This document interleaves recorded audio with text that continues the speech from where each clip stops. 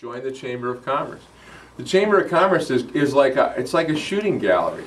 I was telling Tammy the other day, people expect you to ask for referrals. Now how hard is that? That's what they're there for, is to ask for them and to get them. Okay? You guys that are younger, what's that thing? Epic. You know, there's 3,500 members of EPIC. It's an entrepreneurial society that was created in the city of Toledo for business people under the age of 40. Oh. About over 40. I don't know. They don't have an EPIC plus 40, I don't think. We'll let you know. They should, but they don't, to my knowledge. Okay? I got one last one for you if you want to get real ambitious about this. Well, first of all, read a book called Endless Referrals. It's the Bible. It's the Bible on this subject. No question about it. Endless Referrals. Okay? And you know, one of the reasons why people do not ask for referrals is because they know in their own hearts that they're sensing that they feel a little selfish about that. Here's my suggestion to you. Get in front of some entrepreneurs and try to enrich their lives. Okay? Lisa, where do you live in?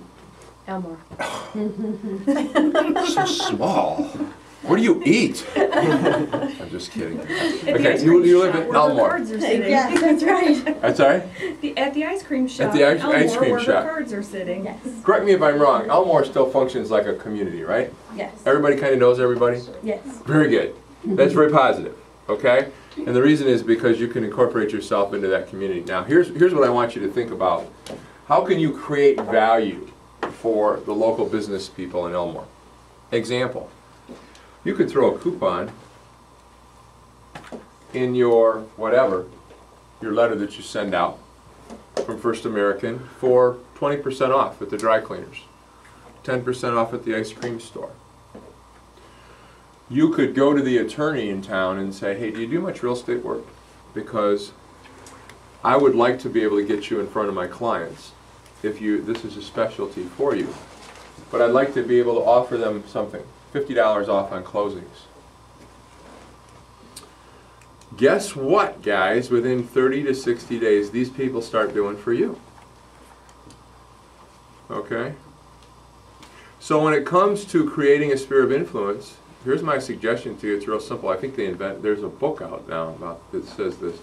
Give to get. Give to get. When you're sitting down with somebody, figure out a way to enrich their lives. Figure out a way to make their lives simpler, easier, faster, whatever, more meaningful. The Go-Giver. The Go-Giver. Thank you. That's it. That's a new book. It's a small book. Go-Giver. Go-Giver? I have a question. I was going to call you. How can we tastefully... I got a phone call about doing an appraisal because the mother had died. They've got a large couple of houses, large parcels and stuff, and they don't have an agent. So how can we tastefully market to family of people that are deceased? I mean... Well, it's a difficult one. One way is to figure out who does the estates in the area of your sphere of influence.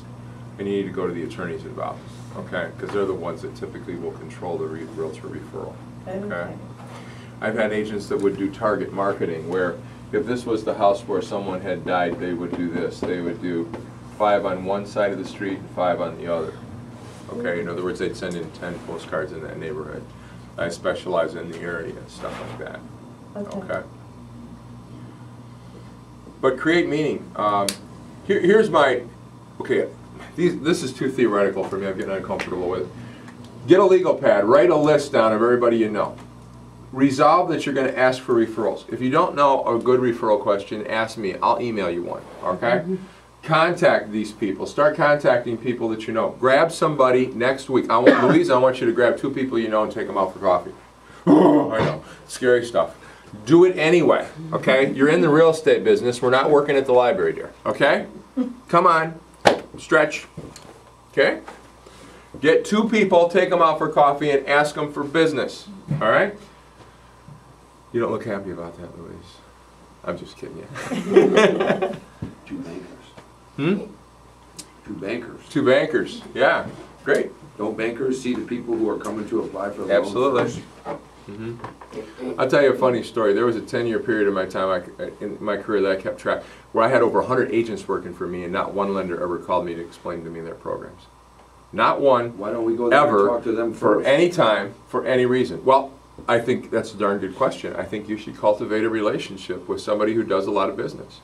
My son's a loan officer, and there's people in his office that have $1.5 million in the pipeline right now.